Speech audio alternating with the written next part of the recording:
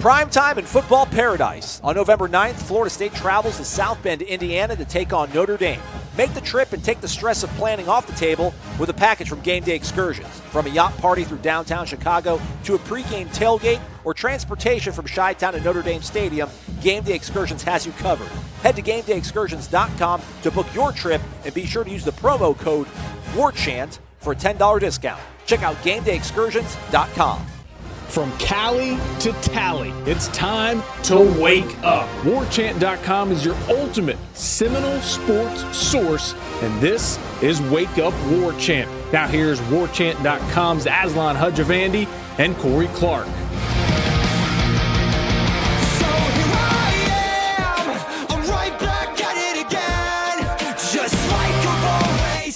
Wake up!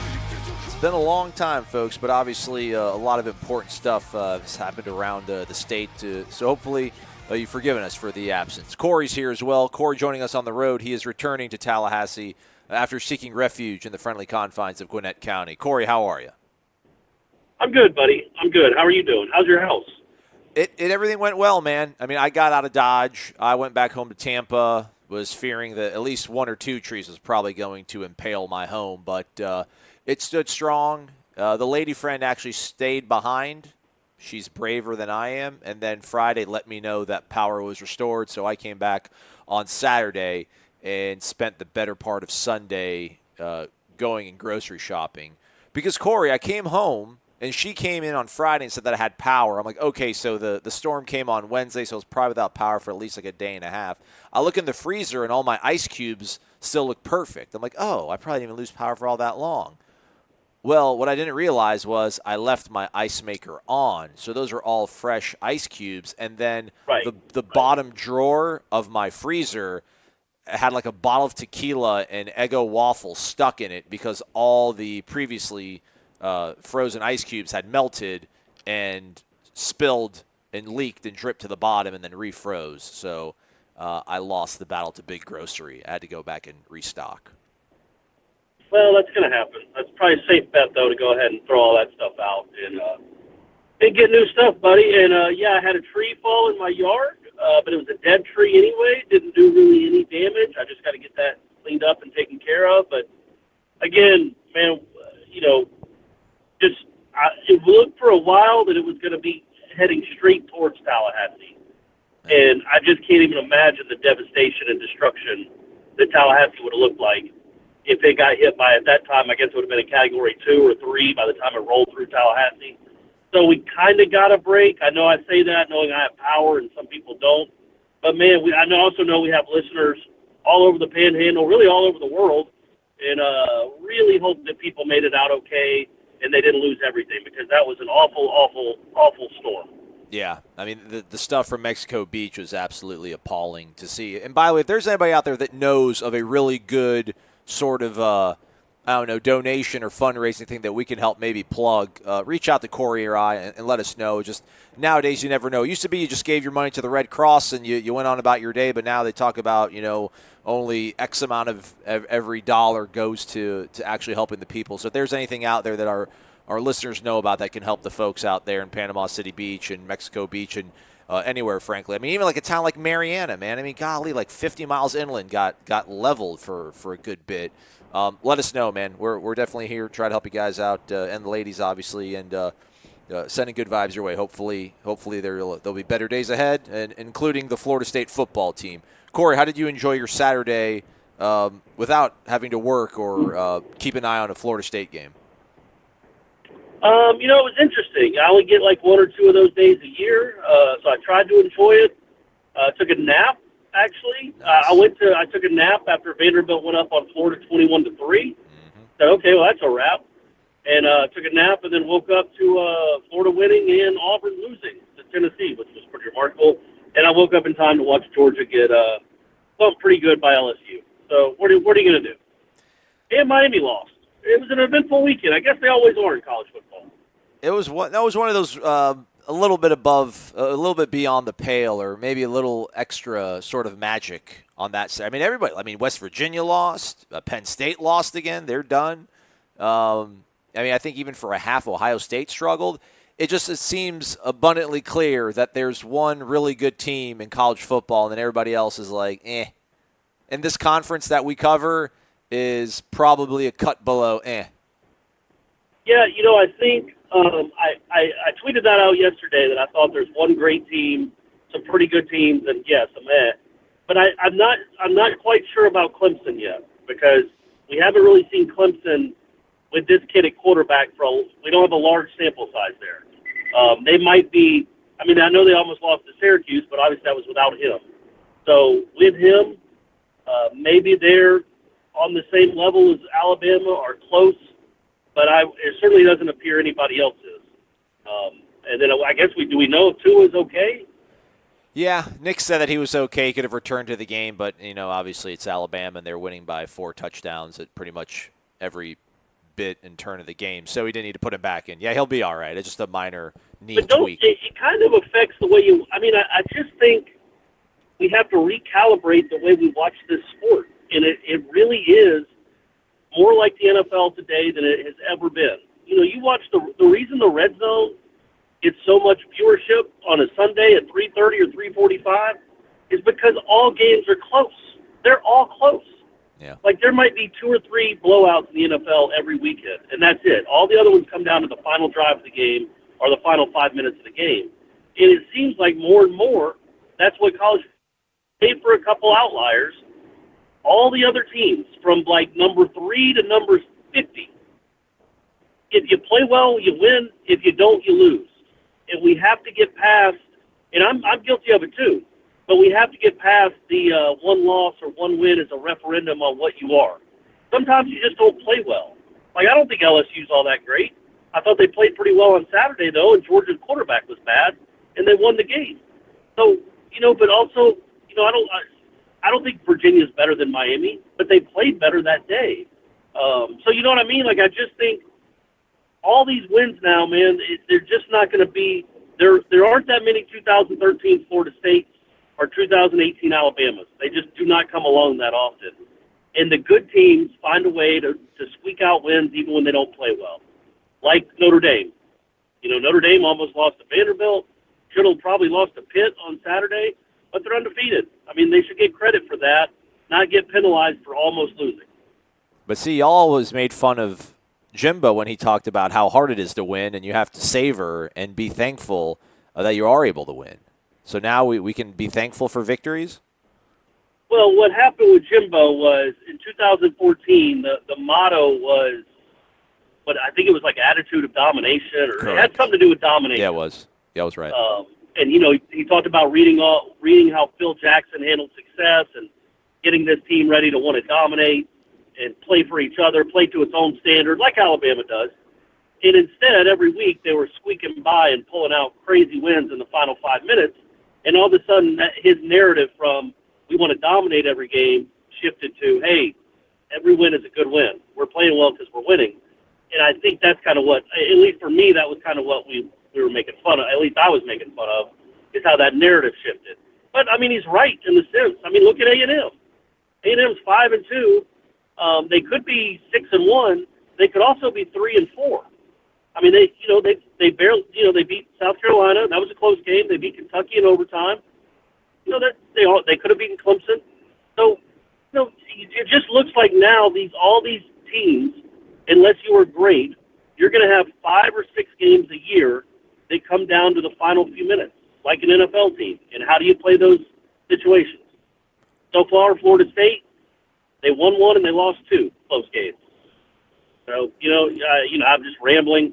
But it's something that occurred to me because we get in these Twitter arguments every Sunday about who's good and who isn't, who's a fraud, who isn't. It's like, man, there just isn't much separating, number 3 from number 50. I don't think there's anybody. If Florida State plays well, like plays a clean game, there might be 3 teams in the country they just can't beat. Everybody else, if they play well, they can beat them. That's just how it works, man. And Florida State's not any good. They're not a very good football team, but they're good enough to play well on a certain day and beat you. Nobody's going to feel bad for Florida State or the fan base, but the old coach is doing really well. Where the new coach came from, they're doing really well. Turns out the rival you blew a 20-point lead to is probably not that good. And then the rival that you might even hate more than that one is just chugging along and might sneak and work away into the SEC championship game. Like, do you reconsider at all where you sort of peg, or I don't want to say value, but what you think about Florida State? I know you said that you don't want to do these one-game sort of declarations after 1 week, but does your stock assessment of Florida State change at all after seeing what happened this last week, and then also factoring in the last time Florida State was on a football field? No, they're still the same team I thought they were. I mean, I watched that Miami team. Did you think they were very good?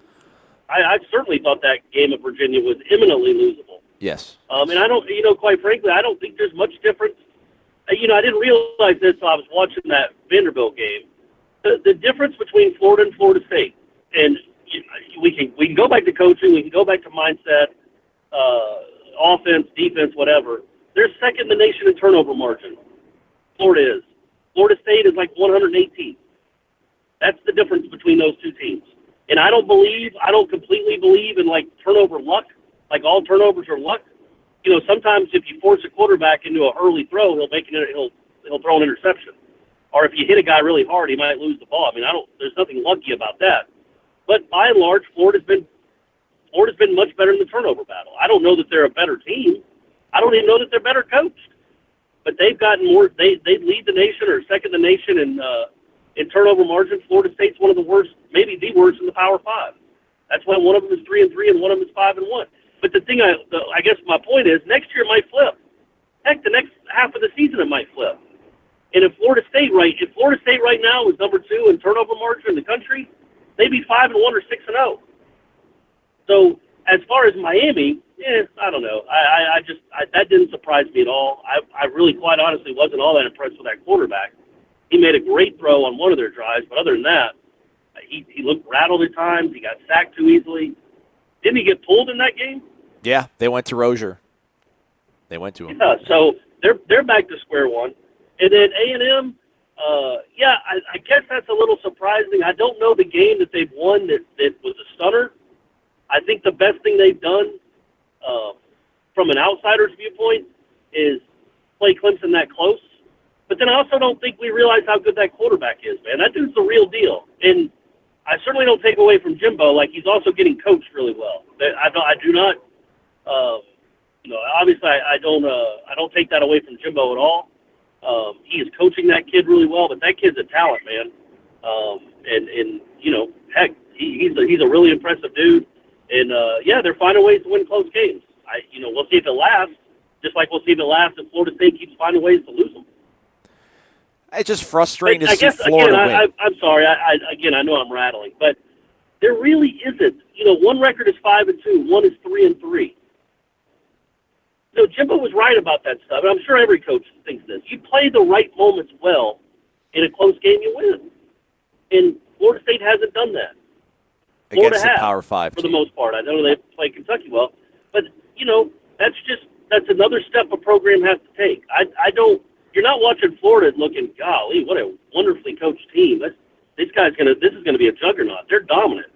I mean, they're winning games. I don't know that they've beaten anybody impressive, but they're winning games. If they beat Georgia, then I'll really be, I might be singing a different tune. But they haven't done anything that's been overly impressive, other than the turnover margin. And they are, again, you got to give them credit. They find ways to win. I guess the Tennessee win was an impressive win, especially how Tennessee's played the last few weeks. Dude, they beat LSU. They beat number 5 LSU at the time. LSU who just trounced Georgia. Again, you're right. I mean, I just don't think. And I watched LSU. I just don't know how good any of these teams are.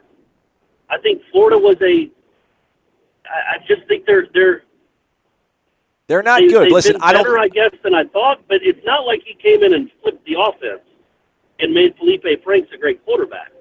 Right. The offense is better than it was, but it's not appreciably better. It's still kind of They run the ball pretty well. That helps when you have an offensive line that I guess can block. But again, I maybe the mindset on the defense changed, and they're really good at turnovers. Is that a skill? Is that luck? I don't know. They're really good at turnover margin, and that's why they are where they are. I'm not trying to say that Florida's good. It's frustrating to see these idiots just win and win against ranked opponents. It's just this is very annoying right now. And the A&M stuff doesn't bother me because I don't have a quarrel with Jimbo Fisher the way most Florida State fans do. So that doesn't bother me. But if you do, I mean, you're watching him win. You're watching USF. I mean, USF's undefeated. They squeaked one out against Tulsa. They're still winning. Oregon just beat Washington in overtime. Huge win for Oregon. Miami's terrible. You just lost you blew a 20-point lead to them. That was a bad week. I mean, if you're a Florida State fan, you're idle. There was nothing really to hang your hat on walking. You didn't win the bye week. You didn't even get a full week of practice in, and then it turns out everybody around you sucks that you couldn't beat, and the teams that you hate are winning. Pretty lousy weekend for a Florida State fan, I think. But it's all going to change when Wake Forest comes to town. Don't you think? I would have thought most Florida State fans would have been happy that Miami lost. Yeah, I guess so. But then that just, I don't know, it sticks in your craw a little bit more. You're like, oh, wow, that lousy Virginia team just beat Miami, and we couldn't. You certainly didn't want them to go 11-1. Right. Oh, no. No, there's no value in Miami winning, but you just see that. I don't know. When you see the fact that Miami just won 1 week removed from pulling off this improbable comeback against you, that, I don't know, that hurts. I don't know. It still hurts, man. It's a little bit of a shot in the gut. But again, if that double pass doesn't get called back, Florida State wins against Miami. And then again, ultimately, that's another thing too. Let's be honest. Even if Florida State does beat Miami, that feels great. That's excellent. It's good for recruiting. But what did you really do? How large of a mountain did you really scale despite they had a nice number in front of their name? That's still not a good Miami team either way, but you didn't beat them. And then a Virginia team beat them. So, I don't know. Hopefully this all works out. So we did our roundtable thing here, Corey. You guys can check it out on warchant.com. Use the promo code warchant30 for 30 free days of access to warchant.com. And we talked about, what we feel good about, what surprised us. Why are we in this predicament? Are they still going to go bowling? A whole bunch of stuff. You haven't hopped aboard the we're going bowling train yet? You're still hanging back on that? We're not going bowling, you don't think? I mean, no. Again, I hope they prove me wrong. I just think, man, again, and you want to look at the differences between Florida and Florida State. I know this seems crazy to say, almost sacrilege in the South, but Florida State has a much harder schedule than Florida, and that's crazy. In my opinion, I mean, maybe Kentucky is better than we thought. We'll see, but Florida plays LSU and Georgia, two pretty good teams. Mississippi State on the road. Mississippi State's pretty good team. I don't count them. I don't count them. So meanwhile, Florida State has NC State's ranked, Notre Dame's undefeated, Clemson's undefeated. Florida is one loss. I mean, it's a pretty remarkable back half of this schedule, which is why they shouldn't have screwed around with Syracuse. That said, no, man, I think they can. I'd be surprised if they lost to Wake Forest. None of the other games would I be surprised if they lost. In fact, I probably will go in thinking they're going to lose. Save maybe the Boston College game, but even then, that's not a great match. Obviously, that wasn't a great matchup last year. I just don't know if it's a great matchup for this group of players to play that Boston College team that's good on the line of scrimmage. So, yeah, man, I think they can do it. Like, if there was that stretch, the second half of the Louisville game, the first half of the Miami game, they outscored those two Cats 41-10. And you saw kind of a glimpse of what this thing can be. If they can find that magic and be kind of consistent with it, sustain it a little bit, yeah, man, they can get to 7 wins. But what have we seen that lets us think that they can sustain it? That's why I think Wake Forest is such a big game, to see what kind of level they play at, not just if they win, but if they can go up and if they can put up 50 or 40 and win comfortably and just look like a competent team again, then maybe I'd change. Maybe if you ask me this question next Monday, I'll have a different answer. But no, I don't see them winning 3 more games. Let me put it this way: I'd be surprised if they did. They're 11-point favorites against Wake. That's pretty good. Yeah, that's not crazy. That's like a 35-point favorite. I mean, it could go either way. Vegas doesn't think they're going to crush Wake. Why would anyone think they're going to crush anyone? They don't. Well, you just said 40 or 50 points. That's like huge. I just want to beat Wake. No, I mean I think they could win like 40 to 27 or something. I didn't mean like win by 40 points. Right. I meant put up 40 I know. points. But, yeah, we still think this offense is going to be able to, like, start putting 40, 50 points on the board? Against Wake, sure. Okay. Nobody else. I mean, I think Wake is the equivalent of Northern Illinois or worse defensively. Right. So, I think they can. Everybody else on the schedule, no, not a chance. What was an easier Hey, argument? unless they start winning that turnover battle. Start getting some pick sixes, some strip sacks. Get some turnovers, man. You can score a lot of points when you do that. Get that backpack back out. Whip the backpack out. Yeah, get that thing out. What did you say? I didn't read your answer. What do you mean? For which one? The bowl? For the bowl game, yeah. Yeah, I feel decent about it. I don't feel good at all about the Florida game. I just don't. But who knows? That might change. I think you beat Wake. You have to defend home field against the rest of the ACC. You have to beat Wake. You have to beat Boston College. And I think, crazily enough, I give them more of a chance of sneaking one on the road against NC State or Notre Dame or maybe even upending Clemson than I do the Florida game at this point. Just don't feel good about that game at all. I know it's not a good Florida team. I'm not saying it's a good Florida team. It just annoys me that they're in the same position as Florida State with a new coaching staff and they're winning games against really good teams. Corey doesn't agree that they're really good teams. I think they're really good teams. Meanwhile, Florida State can't even beat good teams. And I know some people are like, well, the offense that Dan Mullen is installing is kind of similar to what Jim McElwain had and is not, as crazy as what Willie Taggart's doing. I don't know, whatever, man. But they're winning. I don't care. And then people talk about, if we had Florida's offensive line, we'd be 5-1. All right, I don't know. Well, we don't have their offensive line. Figure out a way to make it work. They've shown some ability to make these things a little bit better, as Corey pointed out, second half against Louisville, and then the better half of three quarters against Miami. But who are those teams? Who is Louisville? I feel if we don't make a bowl game, we're sitting here in November ashamed that we talked about Louisville as being a good win in any semblance or fashion of things. But no, I think they beat Wake. I think they can maybe beat Boston College. I'm trying to just remember the good vibes from that Miami game, which for some reason feels like it was a month ago now. But for those first, 2.5 quarters, the first 3 quarters, I was like, man, this team's actually going to be pretty good after all is said and done. But, yeah, I think they can maybe go sneak one past NC State. I don't know. I don't feel the whole House of Horrors thing when it comes to playing in a Carter Finley Stadium that's been here in the past. And who knows? Look at Notre Dame. Notre Dame had trouble with Ball State. They had trouble with Pitt. Who's to say that, that won't just be a good matchup for some reason or the other for Florida State for them to be able to sneak it by. They got to win 3 games. They should be able to. They have enough talent to sneak one and then to hold serve on 2. Yeah, again, I want to go back to Florida real quick. I probably misspoke. It's not that I don't think they're a good team.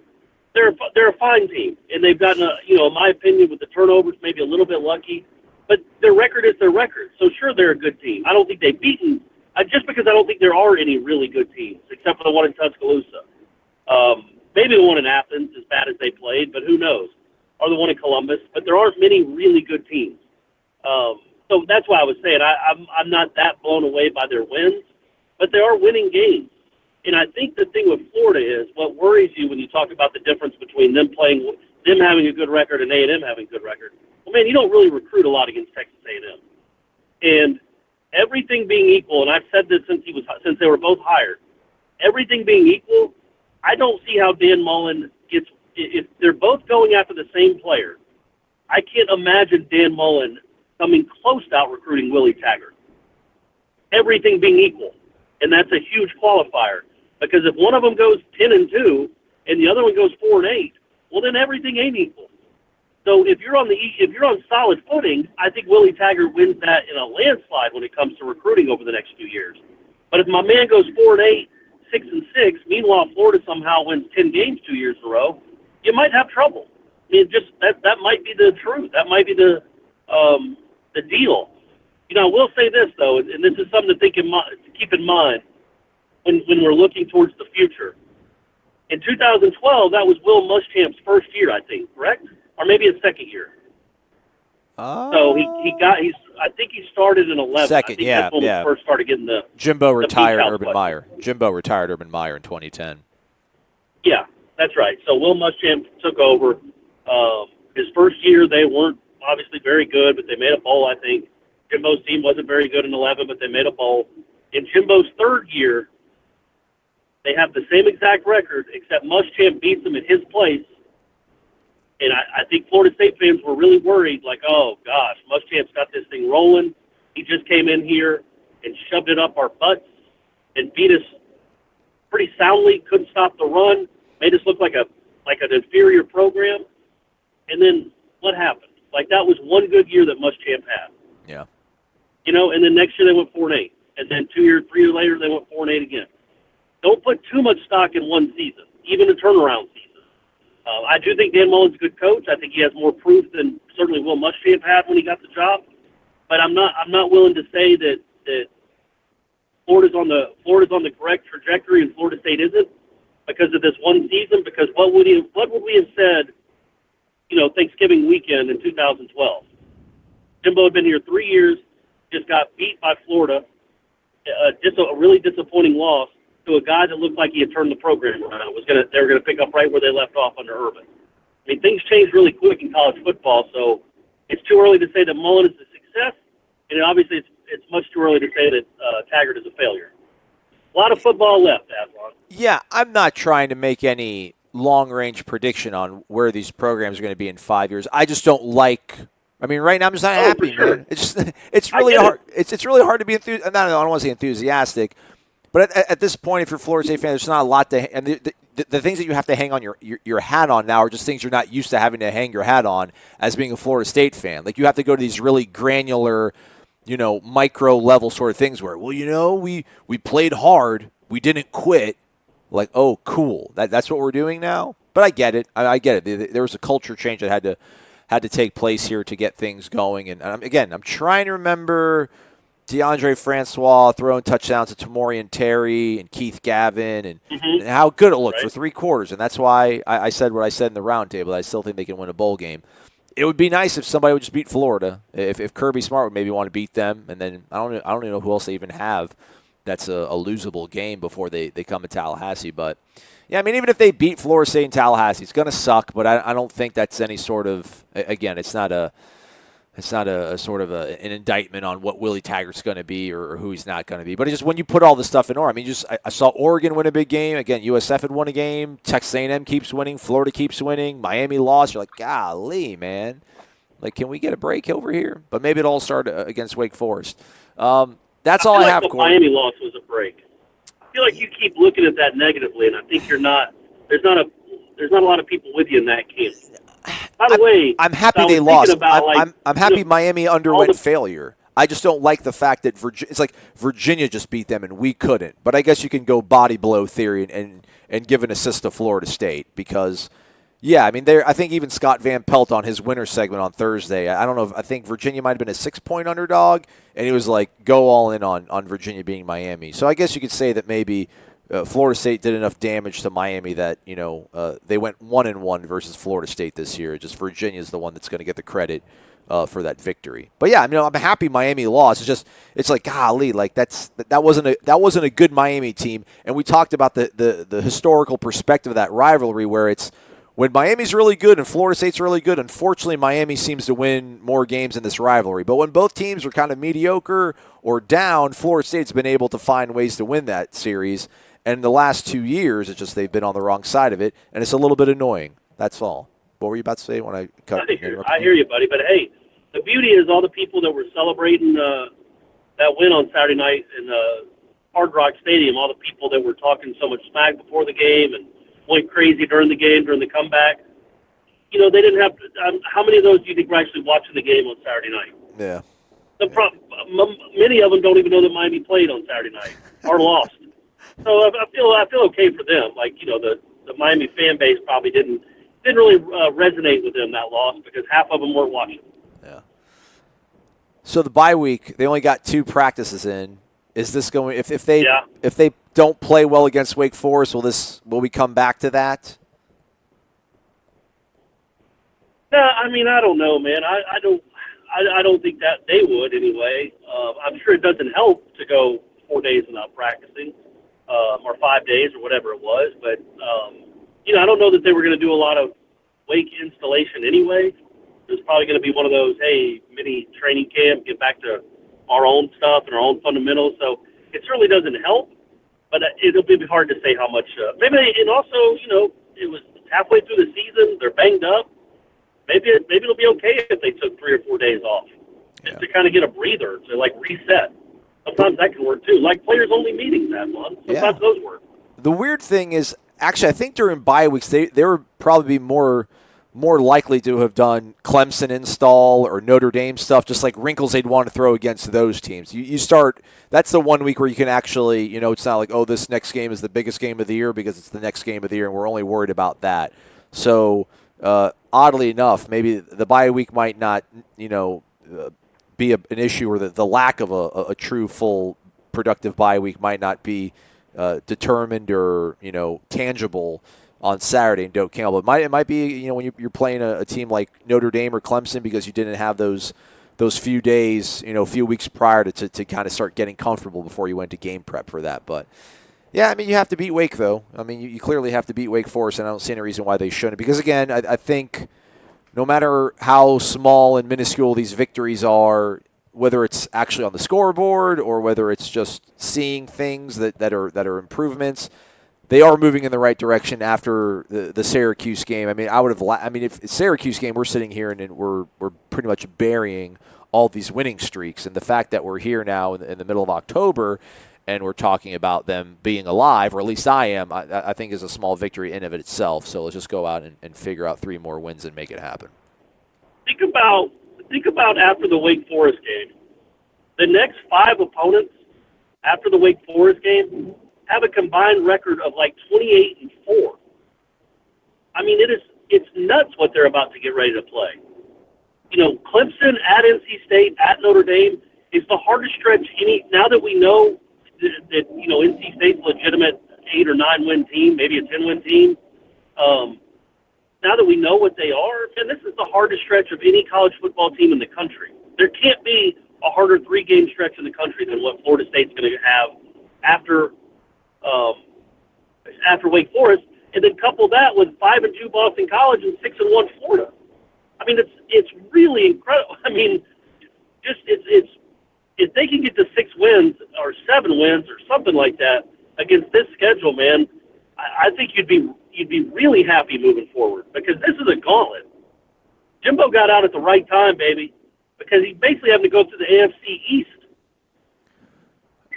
LSU played number 11 Florida, then they played number 8, or now number 8 Georgia, and they got to play Mississippi State this week, and then they have to play Alabama after a bye. So they might want to, LSU fans. Well, okay, so if you want to go to 4 games, Clark, but again, sit down. You can NC State with all the Mississippi State.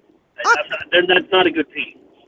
But listen, the dynamics in play there was really impressive for Florida. I want to take that back.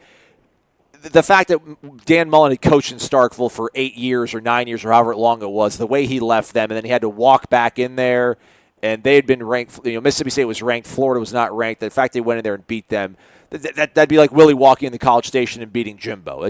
No matter how good or bad the teams are involved, that's a huge win for morale and just at least showing what kind of piss and vinegar you have in yourself, that you can go back and play the ex-wife and put it to them. No, I get the dynamics of that game. That was an impressive win. Again, it was like 13-9. I guess we give him credit for hiring a defensive coordinator. But no, I was talking about LSU when you throw Mississippi State into that mix. Well, they're ranked, but I don't know. Here we go. NC State has played James Madison, Georgia State, Marshall, Virginia, and Boston College. Now, they've won all of them. Hey, you are who your record is, so let me be consistent. And Virginia and Boston College are bowl teams. Well, Boston College probably. It's not Virginia. Well, Virginia, I think was that their 4th win of the year last night or the other night against Miami? Yeah, they'll get to a bowl, sure. Yeah, good for them. All right. But no, I'm not trying to deny that the fact that Florida State has to play Clemson and Notre Dame and then even NC State, that's not an enviable stretch at all by any stretch. So, but it all starts this Saturday, Doak Campbell Stadium, 3:30 Eastern, Wake Forest. Bring it, Demon Deacons. I feel good about things. You got anything to add, Corey? I'm done.